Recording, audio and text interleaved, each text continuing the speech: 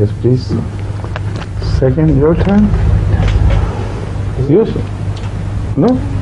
What the fuck? Yours? Yes, please. Yes. You want to ask? What the meaning of verse وَلَا تَقْتُلُونَ أَوْلَادَكُمْ خَشْيَةَ إِمْلَاقٍ? لا تقتلوا, not تقتلونا. أَوْلَادَكُمْ خَشْيَةَ إِمْلَاقٍ. خشية إملاق.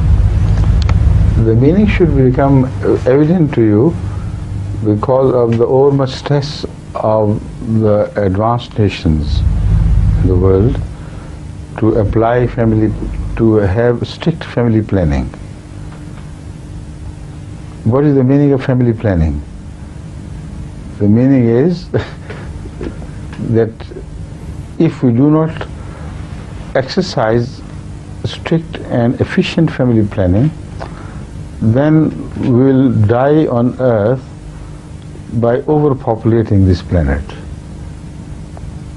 Die of starvation, die of paucity of food. So it's better the scientists and the big nations of the world inform, particularly the poor people, to control your birth rate and behave properly, don't have over much children, or how can you feed so many mouths for which you do not have any food? So they will starve to death, and also you will starve along with them ultimately, if without any check on the rate of delivering or rate of birth, you go on producing children blindly. This is the meaning of family planning. But what is the reason? Evidently, the reason is khashyat imlaq. Your means of livelihood will become insufficient. This is the fear. And the only reason presented by the experts of the world as well as the big governments to advise the poor people to have a strict control over their birth rate, right? So the Holy Quran has not forbidden birth control for any other reason, but for this reason alone. Excuse me, I have comments. What? I have comments about that, yeah. What about the ladies who live in Europe and they get money from their child, so they said there is no problem, they have no any problem? I know that. I'm not talking about that. You are mixing the issue. Your question is relevant only to the situation which I'm talking about. I'll explain this later on. The question is family planning, whether it is permitted in Islam or not. Yes. If it is permitted in Islam, why? If it is not permitted in Islam, why? This is the question I'm answering, right? So I'm informing you that Islam prohibits people from taking any measures for birth control for the reason that they are afraid of the paucity of food, or the shortage of food. If they do preventive measures to stop birth rate, to stop producing children, just because they are afraid that this would create food problems and they would become poor, then the Holy Quran says, do not do it. God does not permit this. But for the reasons of health, for the reasons of upbringing of the children, their proper education and raising, God does not stop humans to take preventive measures. You understand? Now, why this is forbidden? Because if you accept this principle, that if humans go on producing children or multiplying themselves through the the operation of the machinery provided to them by God, if the humans go on producing children, in simple words, without care to what may happen to the food, then according to the atheists or the secular thinkers, this will be a suicide. According to God, it will be a spiritual suicide for you if you accept this principle and stop reproducing. There's a big clash, diametrically opposed views. God says, do not apply birth control for the fear of the shortage of food. The worldly scholars and the governments tell you, stop producing children for the fear of food. So the both claims are diametrically opposed to each other.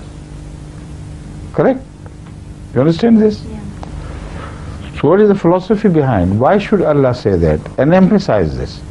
Well, apparently it is quite reasonable to suspect that if we grow over much, the food will be short, will become short, right? The reason why God rejects this is because this would have a very serious reflection on the wisdom of God, on His creative planning. If God is all-wise, if He is the true creator, then if you think that He has provided you with means of reproduction which work faster than the means of supporting life here on earth have been created by Him. That is to say, one wheel is moving faster, the other is moving slower. How can anything move which moves on two wheels? Where one wheel is moving faster, the other is slower, it will go on revolving around itself. It cannot make any progress in any direction.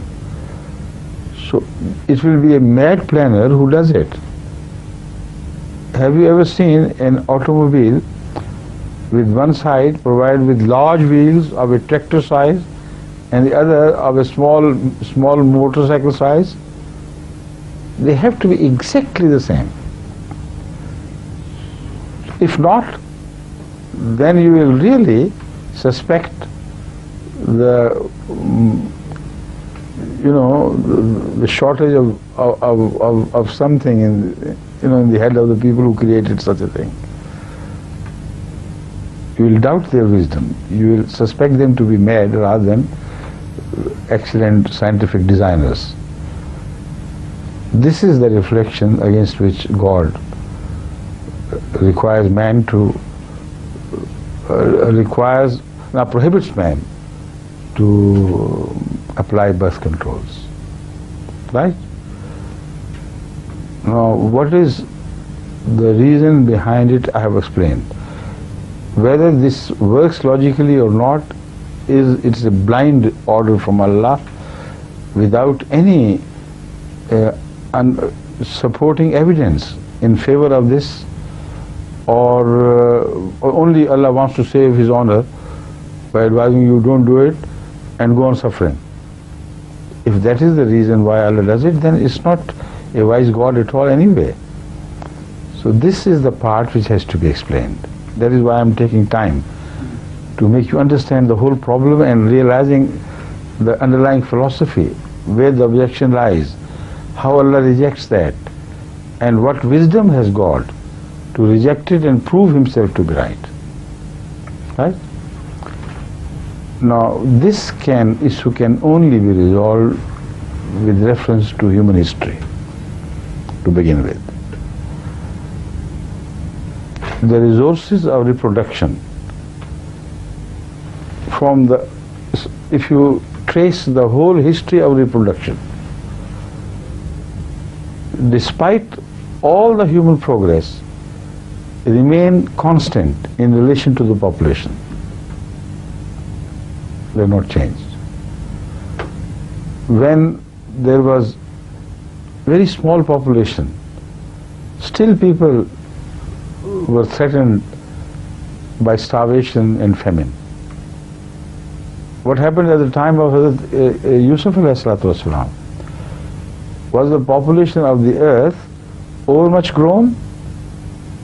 Was that the reason why the whole if a great area which comprised many countries was threatened with starvation for a continuous period of 7 years. Was it because of overpopulation? Certainly not. Everywhere in the history of nations, you can read the records of great famines and great droughts and great shortage of food appearing here and there. Right? So it has nothing to do with overpopulation. When the population started to grow faster, it was Allah Himself who also taught man to improve his cultivating techniques and to get far more out of per grain sown into the soil than people could ever dream of in the previous years. You know, previously the wheat output, as we know from our lifetime, used to be hardly 20 maunds per acre or 25 maunds per acre. It was supposed to be very big. Ordinarily, on the average, the wheat produce was about 10 maunds per acre, which was average. But now it has risen to 100 maunds per acre as well. And large averages are maintained, which are amazing.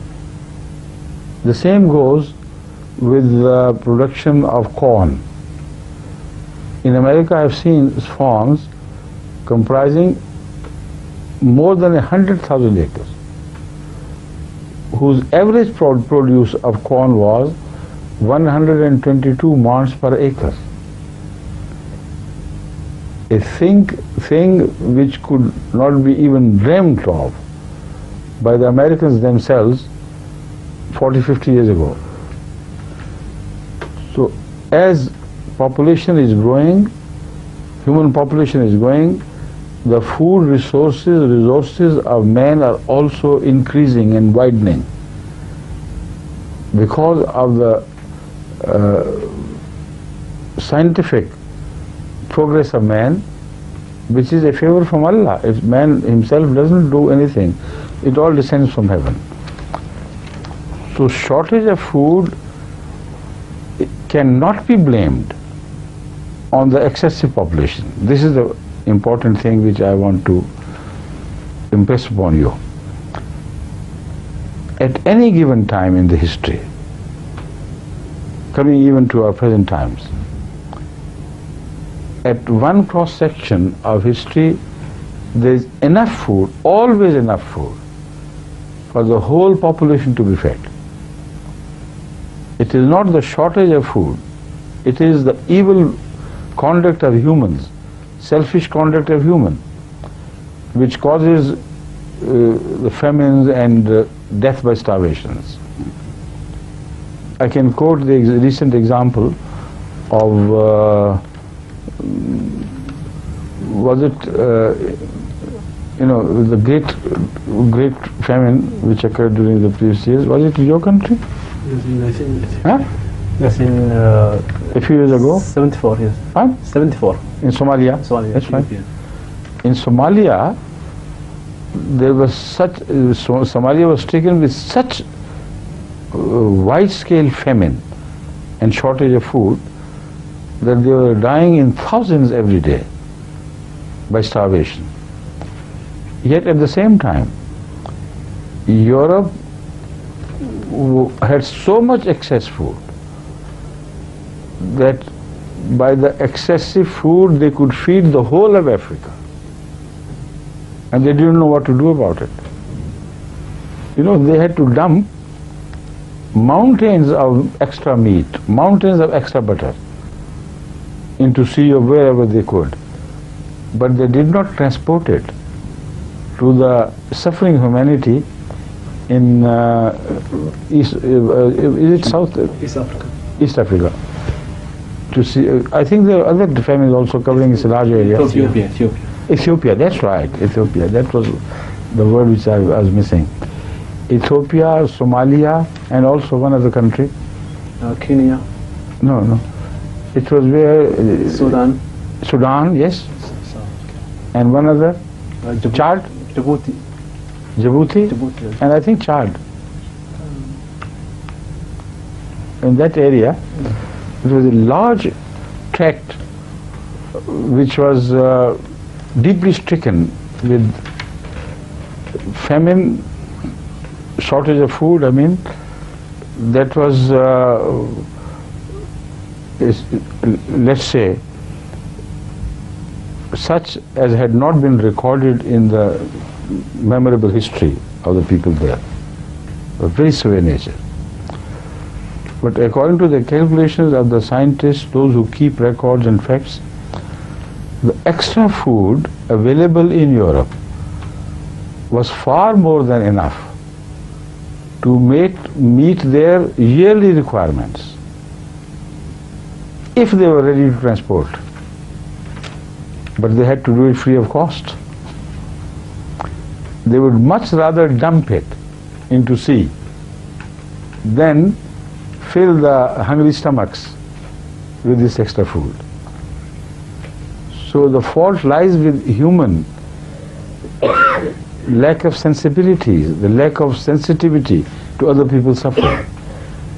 If we believe in one single humanity, if we believe that we are all the creation of Allah, it is impossible for a people to,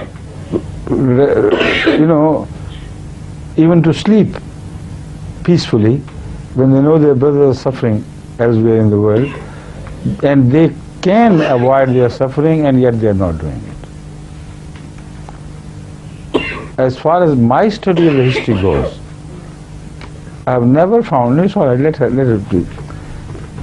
have never discovered any period in the human history where food was not available, if in this country, in the next country, but if humans permitted their resources to be transported to the suffering country, the requirements could easily be met. The example again is that of Egypt. Despite the great drought, when Allah forewarned the people of Egypt through the dream of the king, then enough food was enough food was created in 7 years to meet the requirements of the following empty, lean 7 years. So again, it's a question of not only of morality, of wisdom. When you have excessive food, don't waste it. Don't turn it into wine. That is what they used to do. Preserve it for the lean years, and you will never suffer from any drought or any, drought may come, but you will not suffer from any famine. So these are the very wide issues which have to be understood with reference to the facts of history. And then you will realize that God is not to be blamed for the rate of human reproduction to go faster than the rate of food production which God has created. Correct? I'm sorry I have taken too much time because the question is involved. I had to explain it, otherwise in a short answer people will not be convinced.